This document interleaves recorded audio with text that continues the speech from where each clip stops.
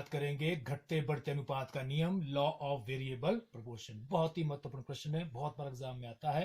तो घटते बढ़ते अनुपात का नियम क्या होता है? घटते बढ़ते अनुपात का नियम की स्टेटमेंट मैंने लिख भी रखी यहां पर। यह है कि अल्पकाल में जब स्थिर कारक के साथ परिवर्तनशील कारक को एक निश्चित अनुपात में बढ़ाया जाता है तो कुल उत्पाद पहले बढ़ती दर से बढ़ता है, फिर घटती दर से बढ़ता है तथा अंत में घटना शुरू हो जाता है। मिट गया यहां से, उत्पाद है ये कुल है। क्या समझे आप कि जब हम स्थिर कारक के साथ परिवर्तनशील कारक की इकाइयों को अधिक अधिक इकाइयों का हम प्रयोग करते हैं, उनकी इकाइयों को हम बढ़ाते हैं तो कुल उत्पादन क्या होता है? पहले बढ़ती दर से बढ़ता है, फिर घटती दर से बढ़ता है और अंत में घटना शुरू हो जाता है। क्लियर? ये बात यहां पर टेबल और डायग्राम से भी हम समझाने की कोशिश करते हैं, समझने की कोशिश करते हैं। ये हमारा फिक्स फैक्टर है, मान लीजिए मशीन है। ये वेरिएबल फैक्टर मान लीजिए हमारा लेबर है, श्रमिक है।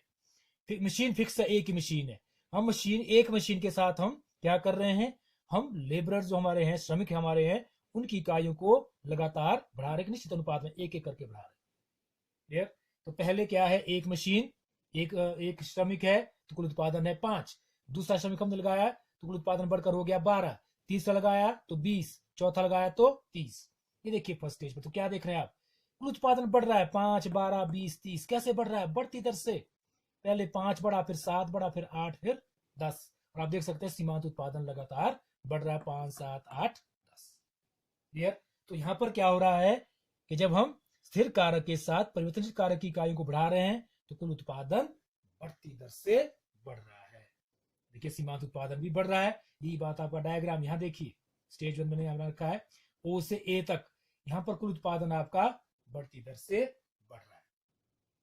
उसके बाद हम फिर जब उसके बाद द्वारा जब हम और बढ़ाते हैं यहां से लेबर की इकाइयां, श्रमिकों के जो इकाई अगर हम बढ़ाते हैं और हम 5वां मजदूर लगाते हैं तो 40, छठा लगाते हैं तो कुल उत्पादन 48 हो जाता है, बढ़ के 7वां लगाते हैं तो 52।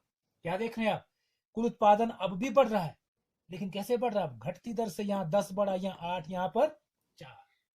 तो जो सेकंड स्टेज है हमारी, यहाँ पर कुल उत्पादन बढ़ जरूर रहा है लेकिन घटती दर से।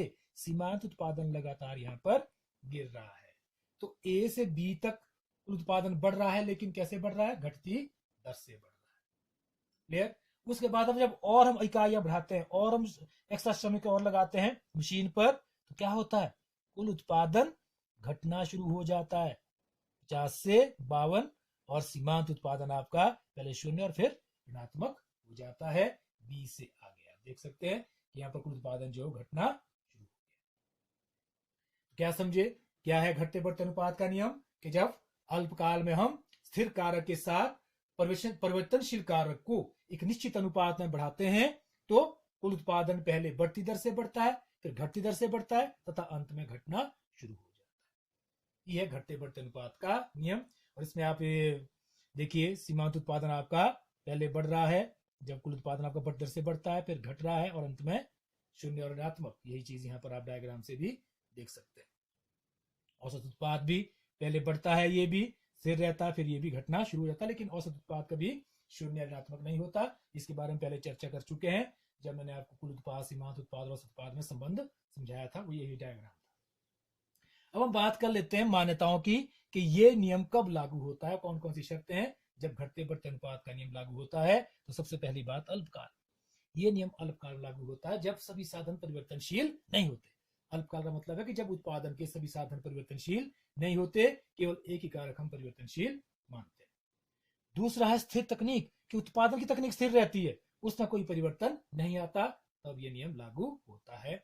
तीसरा है परिवर्तनशील साधन अनुपात, कि जो साधनों का अनुपात है ये मशीन और लेबर, इसको हम मानते हैं कि स्थिर नहीं है, ये परिवर्तनशील है, इसको घटाया बढ़ाया जा सकता है। 1:1, 1:4, 1:7, 1:9, ये साधन अनुपात जो है परिवर्तनशील है। और चौथा है परिवर्तनशील कारक की समरूप इकाइयां। ये जो परिवर्तनशील कारक की इकाई हम अलग अलग यूज कर रहे हैं, ये सभी समरूप है। मतलब कि जो लेबर हम लगा रहे हैं ये सभी समरूप है, मतलब इनकी कार्य कुशलता, इनकी स्किल बराबर है।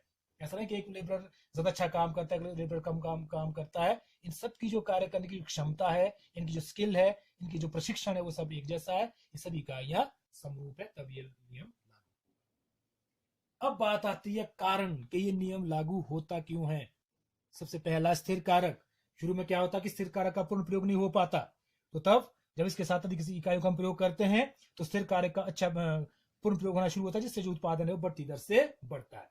जब उसके बाद हम दोबारा और इसमें अधिक इकाइयों का प्रयोग हम करते हैं लेबरर्स की, तो उससे कुल उत्पादन घटना शुरू हो जाता है।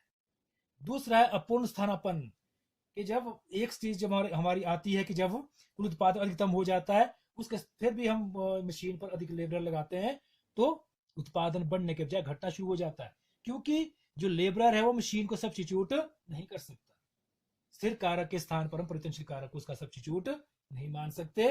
तीसरा है समन्वय, जब अधिक से अधिक इकाइयों का हम प्रयोग करना शुरू कर देंगे स्थिर कारक के साथ, तो उनमें कोऑर्डिनेशन की कमी, समन्वय की कमी आ जाती है, जिससे उत्पादन घटना शुरू हो जाता है। तो आज की इस वीडियो में इतना ही। Stay home, stay safe, thank you.